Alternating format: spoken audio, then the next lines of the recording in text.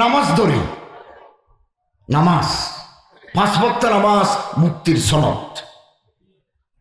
কিয়ামতের মাঠে আল্লাহ প্রথম প্রশ্ন করবেন, নামাজ আদায় করেছো কিনা।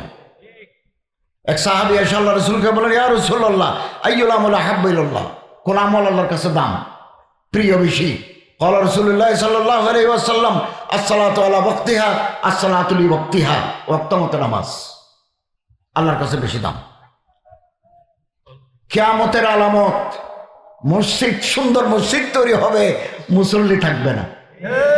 মসজিদুন আমিরাতুন মিনাশতাতিস সাআ, কিয়ামতের আলামতের ভিতরে মসজিদ সুন্দর মসজিদ হয়ে যাবে, কিন্তু মুসল্লি না। यानी वो साहेबे औसाफे हेजाजी न रही, अल्लामा इकबाल। मस्जिदी मुर्सिया हा है कि नमाजी न रही, मस्जिद कादे हजरत बेलालेर मस्जिद, हजरत आबू उबैदा बिन जर्राहर मस्जिद, रसूलेर मस्जिद। मस्जिदी मुर्सिया हा है कि नमाजी न रही, यानी वो साहेबे औसाफे हेजाजी न रही। साहबाए केरामদের মতো নামাজ পড়নে वाला নাই, কোন সময় ঢুকবো কোন সময় বের হবে তাড়াহুড়া। আদিয়াই মুসলুনা আদিয়াই মাসুরা, নামাজের পরে কিছু জিকির আজকার আছে, এগুলো পড়ারও আমাদের সময় নেই। নামাজ ধরি, ফজরের 2 রাকাত নামাজ যারা জামাতের সাথে আদায় করে, এশারের নামাজ যারা জামাতের সাথে পড়ে, ফাঁকা আন্নামা কামাল লাইলা কুল্লাহু, সারা রাত নামাজের সওয়াব আল্লাহ পাক আমল নামায় লিখে দিবেন। ফজরের নামাজে মুসল্লি নেন, শীতকালে তো আরো কম। মুসলমানরা ভোরবেলা ঘুমায়, পৃথিবীর অন্যান্য জাতিরা ঘুমায় না। দার্জিলিং, বেশি দূরে যাবো না, আমাদের পাশের দার্জিলিং। দার্জিলিং যদি কেউ গিয়ে থাকেন, রাত 8টায় all markets, all hotels and restaurants have been closed. 8টার পরে আপনি কোনো হোটেলে যেতে পারবেন না, বন্ধ। আমি চীন গেছি, চায়না, গুয়াংডং প্রদেশে গেছি, গুয়াংজু, 8টা-9টায় মার্কেট বন্ধ। থাইল্যান্ড গেছি, বন্ধ। জাপানে কোনো মানুষ সূর্য ওঠার সময় ঘরে থাকে না। Korea, Cambodia, Philippines, Malaysia, Indonesia, China, কোনো মানুষ ভোরবেলা ঘুমে থাকে না। মুসলমানরা ভোরবেলা ঘুমে থাকে। قال رسول الله صلى الله عليه وسلم মুসনাদ আহমদ, নওম সুবহ ইয়ামনাউর রিজক। এটা আবার বিভিন্ন, এটা তো সনদ, বিভিন্ন তুরকে এটার মতন একটু বেশ কম আছে। মানা এক, সকালবেলা যারা ঘুমায় তাদের রিজিক আল্লাহ কমে দেন, রিজিক কমে যায়। নবী করিম সাল্লাল্লাহু আলাইহি ওয়াসাল্লাম ইরশাদ করেন, আল্লাহুম্মা বারিক আলা উম্মতি ফি বুকুরিহা, খোদা আমার উম্মতের মধ্যে যারা সকালবেলা কর্মপ্রয়াস শুরু করে, মাস্টাররা স্কুলে যায়, হুজুররা মাদ্রাসায় যায়, প্রফেসররা কলেজে যায়, গার্মেন্টস কর্মীরা গার্মেন্টসে যায়, শ্রমিক ফ্যাক্টরিতে যায়, কৃষক মার্কেটে যায়, বিলে যায়, মাঠে যায়, যার যার কাজে সে যায়, আল্লাহ তার উপর তুমি বরকত নাযিল করো। এখন তো আমরা ঘুম।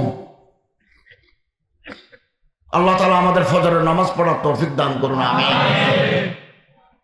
আল কামিল ফি তারিখ লি ইবনে আসির মানুষের নাম। আল কামিল ফি তারিখ কিতাবে আছে, নবী করিম সাল্লাল্লাহু আলাইহি ওয়াসাল্লাম একদিন ফজরের নামাজের পরে হযরত আলীর ঘরে গেলেন রাদিয়াল্লাহু তাআলা আন। এটা তো ওনার মেয়ের বাড়ি। হযরত ফাতেমা রাদিয়াল্লাহু তাআলা সকালবেলা নামাজ পড়ে একটু আরাম করছেন। হযরত মেয়ের পায়ের আঙ্গুল ধরে নাড়া দিয়ে বলেন, মা রিজিক বন্টন হয়ে যাচ্ছে, তুমি ঘুমাচ্ছ, উঠো, আল্লাহর ইবাদত করো, রিজিক আসবে। সবে সাদেক থেকে সূর্য ওঠা পর্যন্ত এটা রিজিক বন্টনের টাইম। এই রিজিক বন্টনের টাইমে আমরা ঘুমাই। মুসলমানরা কেন আজ শক্তিহীন? সোজা কথা, 200 কোটি মুসলমান দুনিয়ায়, 57টা মুসলমানের দেশ, সোজা কথা নয়। এত বড় শক্তি, জনশক্তি, আজকে ধর্মহারা, গুনাতে লিপ্ত, নিজেদের মধ্যে অনৈক্য, মারামারি করে একে অপরের বিরুদ্ধে, শক্তি ক্ষয় করে কাফেরের লেজ দড়ি থাকে। এই জন্য মুসলমানের এই মুহূর্তে কোনো দাম নাই। 57টা মুসলমান যেদিন এক হতে পারবে, এক কথায় আসতে পারবে, সুন্নত রসুলকে চিন্তা করবে, আল্লাহর কালামের ওয়াহি মতে, কালামে ইলাহির মতে আমরা আমল করব, সেদিন মুসলমান পৃথিবীর সুপার পাওয়ার।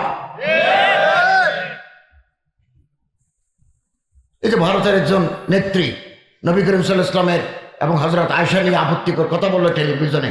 16টা মুসলমানের দেশ আউট অফ 57, মাত্র 16টা দেশ ভারতীয় হাই কমিশনারকে ডাকি নোট অফ প্রোটেস্ট দিয়েছেন, প্রতিবাদ জানিয়েছেন যে আমাদের নবী সম্পর্কে আমরা এরকম কথা কোনো পলিটিক্যাল পার্টির লিডারের মুখ থেকে শুনতে চাই না, এটা আমাদের পারস্পরিক সম্পর্কে অস্বস্তিতে ফেলবে। মুহূর্তের ভিতরে ভারতের স্ট্যান্ড বদলে গেছে। আজকে বাংলায় মুসলমানদের মারে, ফিলিস্তিনি মুসলমানদের মারে, চেচনিয়ায় সিনে মুসলমানদের মারে, আমরা কিচ্ছু করতে পারি না। আমরা হয়ে গেছি ফেনা, সমুদ্রের ফেনা। নবী করিম ইসলামের হাদিস, ইউশিকু আন তাতাদা আলাইকুমুল উমাম কামা তাতাদাল আকিলাতু আলা কাসআতিহা। 3 দিন ভাত খায় না এরকম মানুষ যদি লাল গোস্ত, গরুর গোস্ত, গরুর মাংস, সাদা ভাত দেখে, বিরিয়ানি ভাত দেখে, আপনি লাঠি দিকে তারা মারলেও সে ভাতের প্লেটের উপর ঝাঁপিয়ে পড়বে, কারণ তার পেটের ভিতরে ক্ষুধা আছে। হযরত বলেন এমন এক জামানা আসবে মুসলমান দেখলে কাফের এভাবে ঝাঁপিয়ে পড়বে। সাহাবায়ে কেরাম বললেন আও মিন কিল্লাতিন ইয়াউমা ইযিন ইয়া রাসূলুল্লাহ, হুজুর আমরা সংখ্যা কম, কাফের বেশি, এই কারণে আমাদের মারবে। হযরত বলেন হ্যাঁ, বলেন তুমি হিনাইজিন কাসীর, শেষ হবে মুসলমান হয়ে যাবে বেশি। বলেন তো গোথা অঙ্ক গোথায় চাই, ঢল নামলে নদী, নালা, ডোবা, খাল, নদী ডুবে যায়, কুটি কুটি ফেনা বাসে, চারিদিকে ফেনা। সব ফেনা জোগাড় করলেও 1 কেজি পানি হবে না, ফেনার কোনো দাম নাই। তোমাদের মধ্যে ওহান পয়দা হয়েছে, তো সাহাবায়ে কেরাম আরবি জানেন না, তো মাল ওয়াহানু ইয়া রাসূলুল্লাহ। হযরত বলেন কারাহিয়াতুল মউত হুব্বুদ দুনিয়া, মউতের কথা ভুলে গেছি, আল্লাহর কাছে যে জবাব দিতে হবে কথা ভুলে গেছি, দুনিয়া নিয়ে ব্যস্ত হয়ে গেছে, দুনিয়া নিয়ে ব্যস্ত। আমাকে যে বিদায় হতে হবে এই ফিকির কারণে, এই ফিকির থাকলে আমরা ঘুষ খেতে পারতাম না। আমাদের দেশে একটা রেওয়াজ আছে, যে যেখানে আসি, যে পদে আসি, সুযোগ পেলে সারাসারি নেই। কিয়ামতের আরেকটা আলামত, পকেটে পয়সা ঢুকার সময় বাস বিচার হবে না এটা কি হালাল না এটা হারাম, এটাও কিয়ামতের আলামত। এগুলো আসি গেছে না, ঘুষ খায়, সুদ খায়, মুদ খায়, টান্ডারবাজি করি, তারপরে বিল্ডিং বাঁধি, বুড়ো হয়ে গেলে দাড়ি টাড়ি রাখি, জুব্বা একটা গায়ে দিই, মাদ্রাসা কমিটির সভাপতি, মসজিদ কমিটির সেক্রেটারি, ঈদগাহ কমিটির কোষাধ্যক্ষ। It has become phenomena in our society, এটা আমাদের সমাজের চিত্র।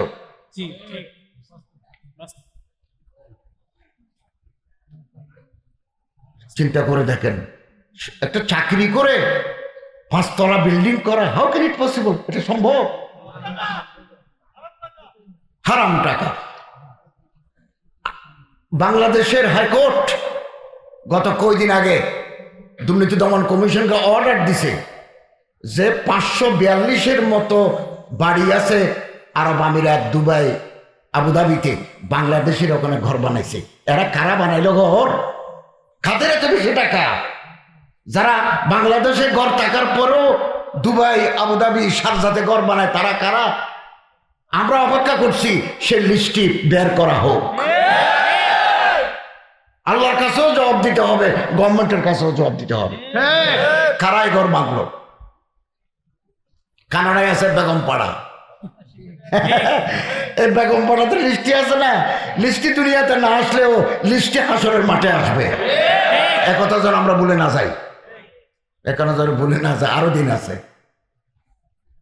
এই দিন নিয়ে যাবে ওই দিনের কাছে।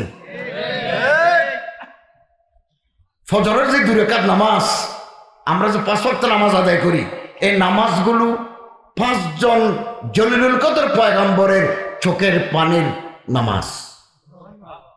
হযরত আদম আলাইহিস সালামকে আল্লাহ বানাইছিলেন বেহেশতে, বলেছিলেন এই গাছের কিনারে যাও, লা তাকরাবা হাযিহি শাজারা, গাছের কিনারে যাও না। ওনারা গেছেন, ফল খাইছেন। আল্লাহ তাআলা বলেন তোমরা নিচে নামে যাও। নিচে নামাটা শাস্তি নয়, এটা বলা হয় হুবুত, ইহবিতু, হুবুত। হুবুত মানে নিচে নামা। অরুজ মানে উপরে উঠা। আল্লাহ রসুল উপর দিকে গেছেন, ইউনূস আলাইহিস সালাম নিচে নামছেন, আদম আলাইহিস সালাম নিচে নামছেন। এগুলো শাস্তি নয়, এগুলো আল্লাহর সৃষ্টি পরিকল্পনার অংশ। তো নামা দিয়েছেন শ্রীলঙ্কা রাতের বেলা, ইবনে কাসিরের লম্বা বয়ান আছে। তো অন্ধকার, হযরত আদম আলাইহিস সালাম সারা রাত কান্নাকাটি করলেন, আল্লাহ কোন দেশে পাঠাইলেন, এখানে তো অন্ধকার, আমাকে আমি দেখি না। তো সারা রাত কান্নাকাটি করে সকালবেলা দেখা যায় পূর্ব দিগন্তে আলোর রেখা, পৃথিবী আলোকিত হচ্ছে আস্তে আস্তে। তিনি বললেন আলহামদুলিল্লাহ, ভালো তো, এতদিন অন্ধকারে ছিলাম, এখন আলো দেখা যায়। রাতের বেলা ঘুমাবো, দিনের বেলা কাজ করবো, ভালো তো, এটা তো সুইটেবল। জান্নাতে তো সবসময় লাইট, আন্ধার নাই, জান্নাতে বাথরুম নেই।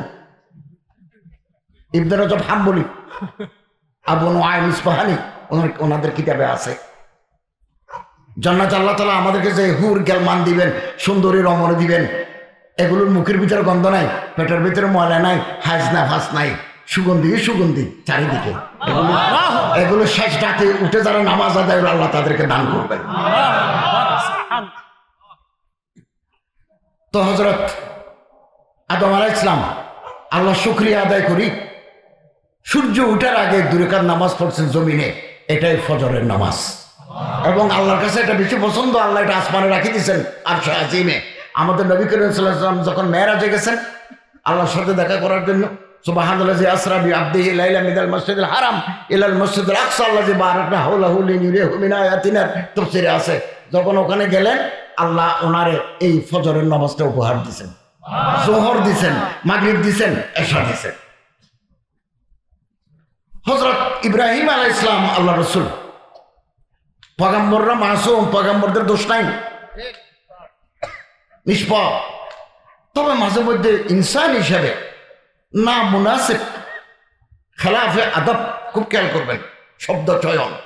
কিছু কাজ যদি ওনাদের হয় এটা করা উচিত ছিল না, গুনাহ করে নাই, এই কাজটা বোধহয় প্রপারলি হয় নাই, তখন তারা আল্লাহ দরবারে কান্নাকাটি করেন, দোয়া করেন, ইস্তেগফার করেন,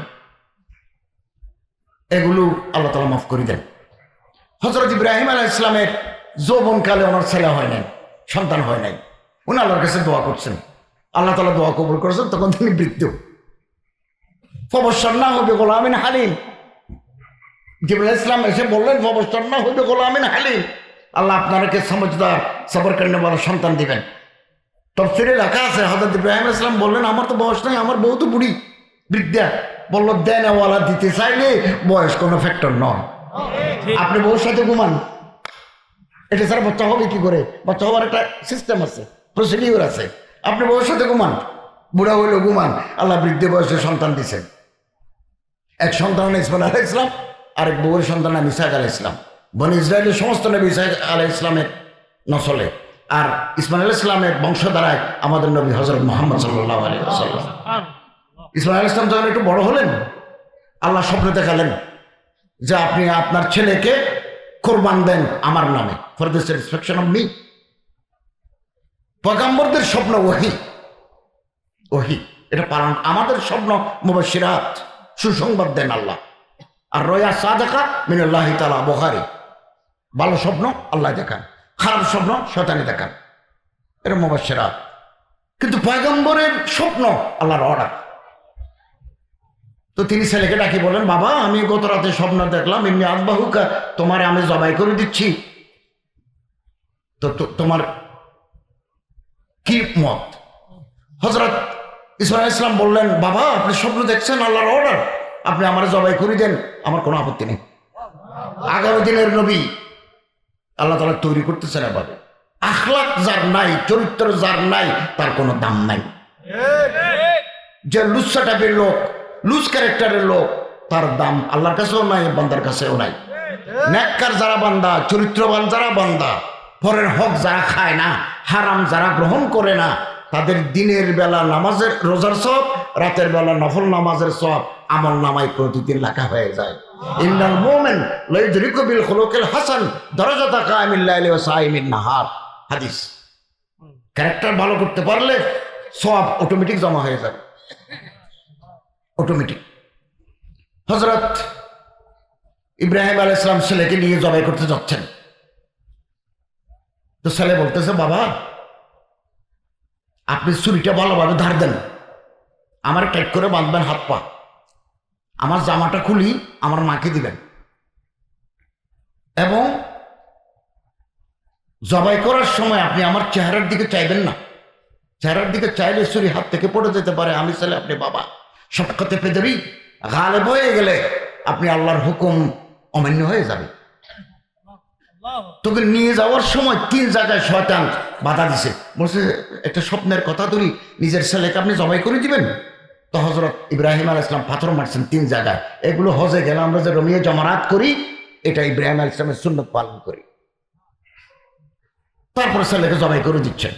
ইবনে কাসিরে আছে আল্লাহ তাআলা ফেরেশতাদের মাধ্যমে পিতলের তামার একটা শীট, এরকম একটা শীট ফেরেশতারে দিচ্ছেন, ইসমাঈল আলাইহিস সালামের গলার উপরে আবার বসে দিচ্ছেন, স্কিন কালার, শরীর রঙে। ইব্রাহিম আলাইহিস সালাম বুঝতে পারেন না যে গলার উপরে পিতলের শীট আছে, এটা তো গায়ের রং কালার, কুদরতে ইলাহি। যেই মাত্র জবাই করে দিয়েছেন এবার পোজ দিচ্ছেন, কাটা যায় না। ইবনে কাসিরে আছে। তারপরে ইসমাঈল আলাইহিস সালাম বলতেছেন, বাবা এইদিকে যখন কাটা যাচ্ছে না, ছুরি তো ধার বলে মনে হয়, এইদিকে চেষ্টা করে দেখেন তো কোনো কাটা যায় কিনা। আমি তো কতল হতে চাই, মকতুল হতে চাই, তুমি আল্লাহর রসুল, আল্লাহর নবী, আল্লাহর অর্ডার পালন করবে, এদিকে যখন যাচ্ছে না এদিকে দিকে চেষ্টা করো না। এই মুহূর্তে আসমান থেকে আওয়াজ আসলো, সাদ্দাক্তার রুয়া, ইব্রাহিম আপনি স্বপ্নে যা দেখেছেন বাস্তবায়িত করে প্রমাণ দিয়েছেন। আমি শিখ না দিলে ওই সময় আপনি ছেলে দুটুকরা হয়ে যেত।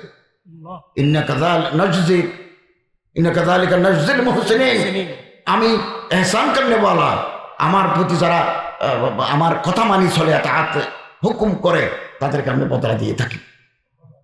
জিবরাইল আলাইহিস সালাম আসমান থেকে একটা জানোয়ার নিয়ে আসলেন। রাবায়াতে বিভিন্ন রাবায়াত আছে, কেউ বলছে ছাগল, কেউ বলে দুম্বা, কেউ বলে অন্য কোনো পশু, সিং ছিল। জিবরাইল আলাইহিস সালাম আসি বলেন, আপনার ছেলেকে আপনি ছাড়িয়ে দেন, আল্লাহর অর্ডার, আপনি পরীক্ষা পাস করেছেন, এটাকে জবাই করে দেন। এটাকে অনেকে বলেছেন দুম্বা, সিং ছিল। এই সিং শত শত বছর কাবা শরীফের সাথে ছিল। কাবা শরীফ কয়েকবার ভাঙছে, কয়েকবার পুড়ে গেছে, একবার পুড়ে যাওয়ার সময় সিংও পুড়ে গেছে। হযরত তখন দিনের 10টা, 1:30, 1টা বাজে, জোহরের টাইম। ওই পশু দুম্বা জবাই করে দিলেন এবং আল্লাহ শুকরিয়া আদায় করলেন, চোখের পানি ফেলি, আল্লাহ আপনার দয়ার কারণে আমার ছেলে বাঁচি গেল, এটাই জোহরের নামাজ। হযরত ইউনূস আলাইহিস সালাম মাছে খেয়ে ফেললো, মাছে খেয়ে ফেললো। মাছের পেটের ভিতরে অনেক জায়গা, ইলিশ মাছের পেটের ভিতরে জায়গা নেই, রুই মাছের পেটের ভিতরে জায়গা নেই, জায়গা আছে তিমি মাছের পেটের ভিতরে জায়গা আছে। ব্লু হোয়েল, এটা নীল তিমি, এটার ওজন 2.5 টন, 1000 কেজিতে 1 টন, এরকম 2.5 টন মিনিমাম একটা তিমি মাছের ওজন। সকালবেলা তিমি মাছের নাস্তা করে 4000 চিংড়ি মাছ দিই, দুপুরবেলা খায় 200 জন মানুষ। ফুল প্লেট বিরিয়ানি যদি এভাবে বসি, বিছানায় বসে খায়, যে পরিমাণ ভাত, চাল এবং কাচ্চি বিরিয়ানি থাকবে, খাসির মাংস, এই পরিমাণ খাবার দুপুরে খায়। এবার রাতে বিকালবেলা এর পেটের ভিতরে জায়গা কত, কয়জন মানুষ ঢুকবে ওখানে পেটের ভিতরে। তো আর বড় বড় মাছ আছে। ইউনূস আলাইহিস সালাম কেটা মাছে খেয়ে ফেললো, তিনি আল্লাহরে ভুলেন নাই। এটাও হুবুত, তলায় চলে গেল, সমুদ্রের তলায় অন্ধকার, জুলুমাত কোরআন শরীফের ভাষায়। এক তো পানির নিচে অন্ধকার, মাছের পেটের ভিতরে আর অন্ধকার। এবং হযরত ইউনূস আলাইহিস সালাম ওই মাছের পেট থেকে বলেন, লা ইলাহা ইল্লা আনতা সুবহানাকা ইন্নী কুনতু মিনাজ জালিমিন। আল্লাহ আসমানে বলেন, সমুদ্রের তলদেশে তুমি যে আমারে ডেকেছো, আমি শুনেছি। ফাস্তাজাবনা লাহু ওয়া নাজ্জায়নাহু মিনাল গাম। সূরা তাহা, সূরা আম্বিয়া, সূরা সাফাতে এই কথাগুলো আছে। আল্লাহ বলেন, আমি তোমারে মুক্তি দিলাম, মাছ তোমারে দিয়ে আসবে, আমি তোমার দোয়া কবুল করেছি। ওয়াকাযালিকা নুনজিল মুমিনিন, আমি ইমানদারদের এভাবে মুক্তি দিয়ে থাকি। এখন মাছ উপরে উঠি, একটা ভালো জায়গা চাই, কোন জায়গায় ওনারা বমি করে দিবেন, বের করে দিবেন। তো বেশি মরুভূমিতে দিলে আকাশের গরম, বালির গরম, উনি কষ্ট পাবেন। তো কদু গাছের মতো এরকম পাতা বড় বড় একটা বাগানে গিয়ে মাছে বমি করে দিল। তখন বিকেল 4টা। হযরত ইউনূস আলাইহিস সালাম একটু হাত মুখ পরিষ্কার করে ওযু বানাই আল্লাহর দরবারে চোখের পানি ফেলে নামাজ করলেন। এটাই আসরের নামাজ। আল্লাহর পছন্দ আল্লাহ রাখি দিয়েছেন। মেরাজের সময় আল্লাহ তাআলা ফজর, জোহর, আসর দিয়েছেন। মাগরিব এশা একটু পরে বলতেছে ওইটাও দিয়েছেন। হযরত দাউদ আলাইহিস সালাম আল্লাহর প্রিয় নবী, ওনার ব্যবসা ছিল লোহার ব্যবসা। সমস্ত নবী কোনো না কোনো বিজনেসের সাথে জড়িত ছিলেন। এই জন্য শেখুল হাদিস আল্লামা জাকারিয়া রাহমাতুল্লাহ আলাইহির কিতাব আছে না, ফজাইলে নামাজ, ফজাইলে রোজা, ফজাইলে যাকাত, ফজাইলে হজ। আরেকটা কিতাব আছে ফজাইলে তিজারত, ব্যবসার ফজিলত। ওখানে একটা হাদিস আছে, তিসআতুল আশরা মিনার রিজকাত তিজারা। আয় রোজগারের যত পথ আছে 10 ভাগের 9 ভাগ হচ্ছে বিজনেস। বিজনেস পয়গম্বরের ব্যবসা করতেন। হযরত দাউদ আলাইহিস সালাম লোহার বিজনেস, লোহার কারখানা। তিনি একটা নাম মুনাসেব কোনো কাজ করেছেন, আল্লাহর কাছে কান্নাকাটি করছেন। সকালে কাঁদলেন, বিকেলে কাঁদলেন, দুপুরে কাঁদলেন। কাঁদতে কাঁদতে সূর্য ডুবে গেল। আল্লাহ আমারে মাফ করো। সূর্য ডুবার পরে আল্লাহ তাআলা বলেন ফাগফারনা আল্লাহু যালিক, মাফ করে দিলাম। হযরত দাউদ আলাইহিস সালাম এই চোখের পানি নিয়ে নামাজে দাঁড়িয়ে গেলেন শুকরিয়া আদায় করার জন্য। প্রথম রাকাতও কান্না, দ্বিতীয় রাকাতও কান্না, সূর্য ডুবার পরে জানামাজ মাগরিব। তৃতীয় রাকাতে এত বেশি কাঁদলেন তিনি আর চতুর্থ রাকাতের জন্য দাঁড়াতে পারেন নাই। এই জন্য মাগরিবের নামাজ 3 রাকাত। কোথায় লেখা আছে? বদরুল মজহুদ ফি শারহে আবি দাউদ, খলিল আহমদ সাহারানপুরি। হিন্দুস্তানের 2 জন বড় আলেম মুহাদ্দিস আবু দাউদ শরীফের সরা লিখেছেন। একজন খলিল আহমদ সাহারানপুরি, সাহারানপুর মুজাহিদুল মাদ্রাসার শেখুল হাদিস, বিশ্ববিখ্যাত আলেম। আমার সৌভাগ্য হয়েছে আমি একবার সাহারানপুর মাদ্রাসায় এলমি সফরে গেছি। মতন সাহেব আমার বললাম আপনি কোথায় চান? বললাম মেহমান কথা, মেহমান খানায় না, আপনারে শেখুল হাদিস আল্লামা জাকারিয়া আহমদ যে বিছানায় ঘুমাইতেন ওই বিছানায় আমি আপনারে ঘুমাবো। তো আমি কিছুক্ষণ ওখানে শুয়েছিলাম আর কি, হযরতের বিছানায়। জগৎ বিখ্যাত আলেম। এই বদরুল মজহুদও আছে। এটা মাগরিবের নামাজ। এশারের নামাজ। হযরত মূসা আলাইহিস সালাম ফেরাউনের ঘরে বড় হয়েছেন। লম্বা কথাকে ছোট করে বলছি। একদিন এক কীর্তি মিশরীয় কৃতদাস ওনার সাথে বেয়াদবি করলো, তর্ক করলো। গরম করে দেন না, তর্ক করলো, এটা বেয়াদবিপূর্ণ আচরণ করলো। উনি বাম হাতে একটা থাপ্পড় দিয়েছেন। থাপ্পড়ের চোটে উনি পাথরের উপর পড়ি মাথা ফাটিয়ে গেল, রক্তকরণ হয়ে মারা গেল। মূসা আলাইহিস সালাম সাইজ একটু মোটা, এলমও বেশি, শরীরের স্ট্রাকচারও মোটা। এটাকে বলা হয় বাসতাতান ফিল ইলমি ওয়াল জিসম। এলমও বেশি, শরীর সাইজও বড়। তিনি আল্লাহর কাছে দোয়া করলেন, আল্লাহ আমার মাফ করে দাও, এই মানুষটাকে খুন করার জন্য আমি মারি নাই, তা দিবেন একটু সতর্ক করার জন্য, শিক্ষা দেওয়ার জন্য থাপ্পড় দিছি। এবার সারা পাথরের উপর পড়ে রক্তকরণ হয়ে মারা গেল, আমার মাফ করে দাও। আল্লাহ তাআলা মাফ করে দিলেন। ফেরাউন খবর পেয়ে সেনাবাহিনী পাঠালো যে ওকে ধরে আনি, ফাঁসিতে লটকাও, ও খুনি। উনি পাহাড়ের ভিতরে ঢুকিয়ে গেলেন, জঙ্গলের ভিতরে। গাছের পাতা, গাছের ফল, সমুদ্রের ঝর্ণার পানি খেয়ে উনি নিরাপত্তার জন্য দূরে চলে যাচ্ছেন। যেতে যেতে অনেকদিন পরে পাহাড়ের উপর থেকে তিনি নিচে দেখলেন ছাগল ছড়ে। এগুলো কোরআন কসসুল কোরআন আল্লামা হিফজুর রহমান সিওহারভি, এগুলো তো আমি ছাত্র জমানায় কিনছি কিতাব, এটা বাংলা হয়ে গেছে, আপনারা কিনেন। The stories of the holy Quran, কোরআনের কাহিনী, কসস। কোরআনে যত কথা আছে আল্লামা হিফজুর রহমান সিওহারভি মুদল্লাল মুফাসসাল আনছেন। যারা উর্দু জানেন আলেম ওলামা ওনারা উর্দুতে পড়তে পারবেন, আর যারা জেনারেল এডুকেটেড তারা বাংলায় পড়তে পারবেন, এটা আছে, ওখানেও আছে। তো দেখলেন যে উপর থেকে ছাগল ছড়ায়। তিনি উপর থেকে খুব নিরীক্ষণ করলেন যে এরা কারা, কোনো ফেরাউনের বাহিনী নয় তো, ছোট ছোট বাচ্চারা ছাগল ছড়ায়। দেখলেন যে 2টা মেয়ে 200-300 ছাগল নিয়ে একটা কোনায় দাঁড়িয়ে আছে। উপত্যকা, 2 পাহাড়ের মাঝখানে সমতল ভূমিকে বলা হয় উপত্যকা, পাহাড়ের উপরে সমতল ভূমিকে বাংলায় বলে অধিত্যকা। উপত্যকায় ছড়াচ্ছে।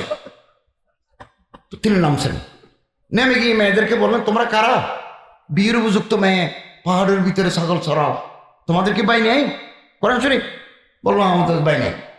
তোমাদের বাপ নাই?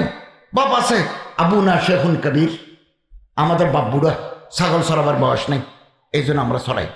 তো মুসা আলাইহিস সালাম বলতেছেন, বলো ছাগল চড়াচ্ছ, বলো আসরের সময় হয়ে গেছে না, সন্ধ্যা ঘনিয়ে আসছে, বাড়ি চলে যাও না। নবীর প্রতিটি কদম উম্মতের জন্য তালিম। অন্য দেশে পৃথিবীতে হইলে, অন্য মানুষ হইলে এই মেয়েদেরকে ভোলায় বেলায় সূর্য পাহাড়ের ভিতরে ডুবাই দিত, কিন্তু উনি বলতেছেন না, চলে যাও, সন্ধ্যা ঘনিয়ে আসছে। মেয়েরা বললো, আমরা পানি খাই নাই, আমাদের ছাগলও পানি খায় নাই।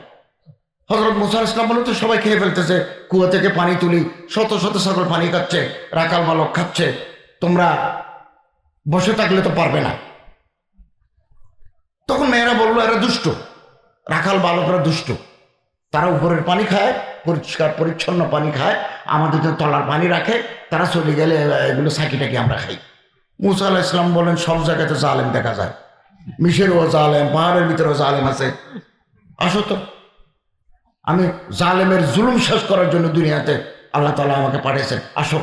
তো কাপড় চোপড় ভালোভাবে খিচি, এভাবে হাতটাকে এভাবে নাড়ি, মেয়েদেরকে বলতে, ছাগল নিয়ে আসো তো, পানি খেয়ে খেতে, উপরের পানি খেয়ে খেতে বাধা দেয়। আমি দেখি ছেলেরা খেয়াল করছে যে মোটা একটা মানুষ আসতেছে, মেয়েরা আসতেছে, ছাগল আসতেছে, বুঝতে পারছে তারা পানি খাবে। তখন তারা একে অপরকে বলা বলি করলো, চলো আজকের মতো বিদায়, যে লোক আসতেছে দড়ি আসার দিলে শেষ।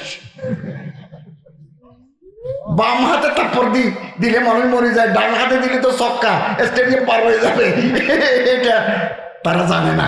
তারপরও মোটা মানুষ দেখি বলছে, চলো। 10 জনে মিলি বড় একটা পাথর ঠেলি ঠেলি কূপের মুখের উপর দিল, যাতে এই 3 জনে এটা নাড়তে না পারে, দুষ্ট আর কি।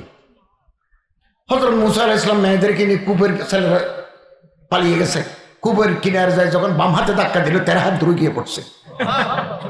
নিজের হাতে তুলি, এটা কোরআন শরীফ তাফসীর, কোরআন বালতিতে তুলি, মেয়েদেরকে খাওয়ালেন, ছাগলদেরকে খাওয়ালেন, আসরের পরে গেছে। মুসা আলাইহিস সালাম বললেন, বাড়ি চলে যাও। হায় রে পয়গম্বরে খোদা, সুন্দরী মেয়ে, পৃথিবী পাগল, পৃথিবীতে 3টে জিনিসের জন্য মানুষ পাগল, ক্ষমতার জন্য পাগল, টাকার জন্য পাগল, সেক্সের জন্য পাগল, সুন্দরী মেয়ের জন্য পাগল, সুন্দর বালকের জন্য পৃথিবী পাগল, যার মুখে দাড়ি নাই, মোজ গজায় নাই, তার জন্য পৃথিবী পাগল, সুন্দরী মেয়ের জন্য পৃথিবী পাগল। জাপানের প্রিন্সেস, ইংল্যান্ডের প্রিন্স, রাজক্ষমতা ছাড়িয়ে দিয়েছে, উনি ছাড়িয়ে দিয়েছেন জামার জন্য, উনি ছাড়িয়ে দিয়েছেন বউয়ের জন্য। হিস্ট্রি রিপিটস ইটসেলফ, তারিখ আপনি আপকো দোহরাতি হ্যায়। এভাবে সাকা করে তিলকালা ইয়া মনুদাবিলু হা বাইনান নাস, এভাবে সাকা করে তো চলে গেছে। সূর্য থাকতে ঘরে পৌঁছে গেছে। এই 2 মেয়ের বাবা হযরত শুআয়ব আলাইহিস সালাম বলতেছেন, মা প্রতিদিন মাগরিবের পরে আসো, আজকে আসরের পরে আসলে কি ব্যাপার, কোনো দুর্ঘটনা? ছাগল আছে, পেট ভরছে, পানি খাইছি, আমরাও খাইছি, তো তাড়াতাড়ি আসলে যে। মেয়েরা বলো, ওখানে একটা যুবক আসছে, ওনারে দেখি ছেলেরা পালিয়ে গেছে, আমাদেরকে উনি এইবার প্রথমবার আমরা খুব পরিষ্কার পরিচ্ছন্ন একেবারে মিনারেল ওয়াটার খাইছি। তো হযরত শুআয়ব আলাইহিস সালাম মাদায়েনুর রাসূল, কোরআন শরীফে আছে, তো বলতেছে, উনি কোথায়? বলো পাহাড়ের ভিতরে। তো তোমাদের উপকার করলো, আমি একটু উপকার করি না, ওটাকে নিয়ে আসো। তো বড় মেয়েটা গেছে। মুসা আলাইহিস সালাম কূপের কিনার থেকে দেখতেছেন একটা সূর্য ডুবে যাচ্ছে, মেয়ে আসতেছে। হযরত মুসা আলাইহিস সালাম মাথা নিচু করে ফেললেন।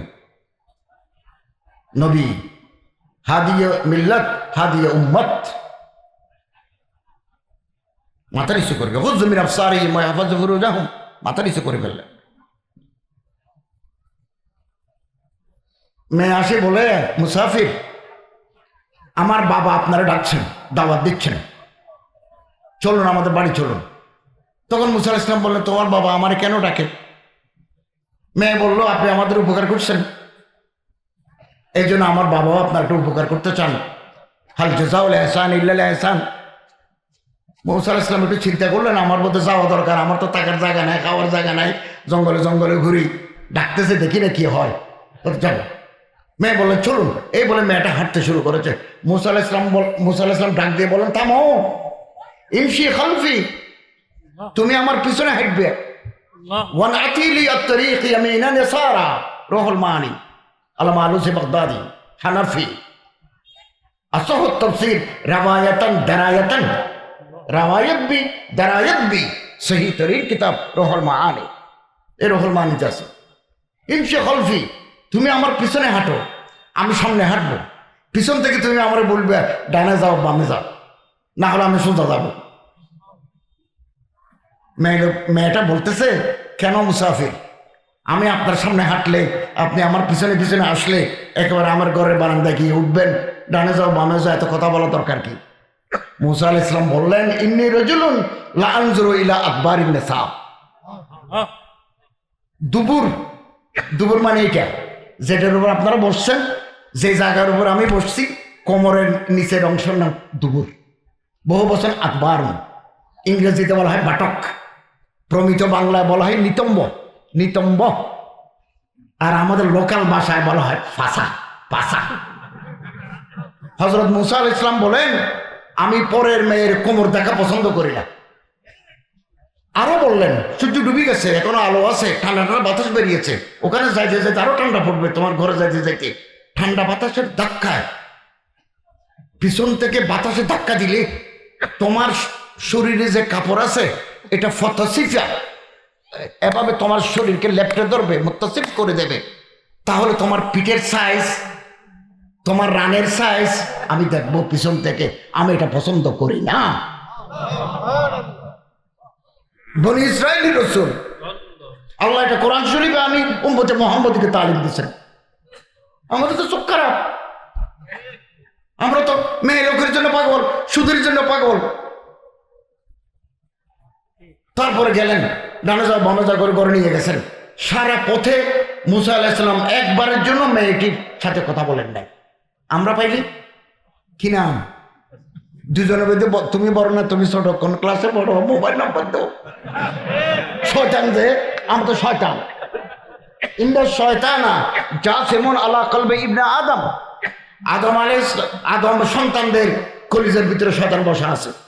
আল্লাহর ওলি যারা, উলামায়ে কেরাম, হক্কানি রাব্বানি যারা আছেন, তারা শয়তানকে মুগলুক করেছেন, শয়তানের গলায় রশি দিয়ে রাখছেন, আর নাহলে প্রত্যেকের মজরাদ্দাম, রক্তের পরতপথে শয়তানের বিচরণ, যে কোনো মুহূর্তে আপনাকে আসার দিয়ে ফেলবে শয়তান।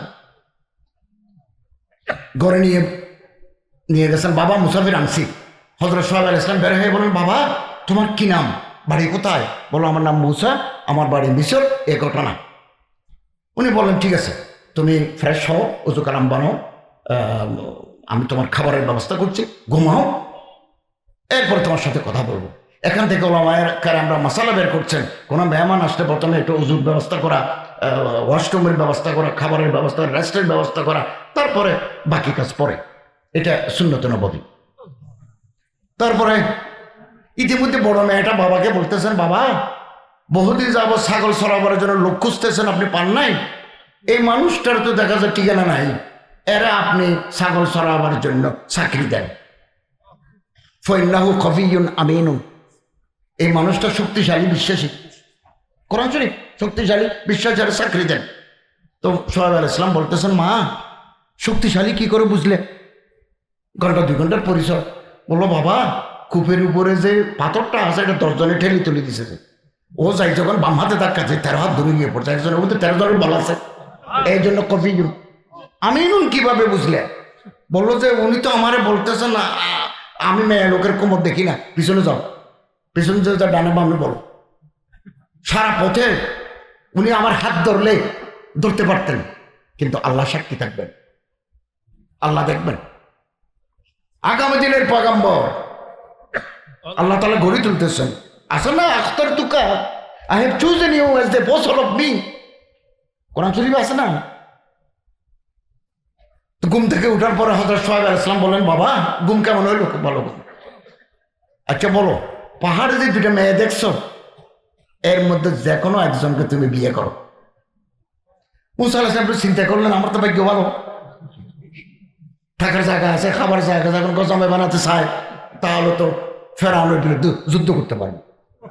এখানে আল্লামা মুফতি শফি সব মারিফুল কোরআনে লিখেছেন, কোরআন শরীফের বিশুদ্ধ তাফসীর, উপযুক্ত ছেলে পাওয়া গেলে বাপ সরাসরি ছেলেকে প্রস্তাব দিতে পারে, এটা দিলে সুন্নতের সহায়বী পালন হয়ে যাবে। আর জামাই দেওয়ার সময় দুটো জিনিস দেখবেন, জামাইয়ের শারীরিক বল আছে কিনা, হককে জোর যে আপনি মেয়ে দিবেন যে হক আদায় করতে পারবে কিনা, নাকি রোগা মেরা কোমর মাজা ভাঙা, এটা মুফতি শফি সাহেব মারবুল কোরআন লিখতেছে। আর বিশ্বাসী কিনা, নাকি পরকীয়া প্রেম রাখে, আর জনের সাথে লাইন দিছে তোমার মেয়েও বিয়ে করতে চায়, এগুলো যাচাই করবে কবিও আমি বলো রাজি আছে।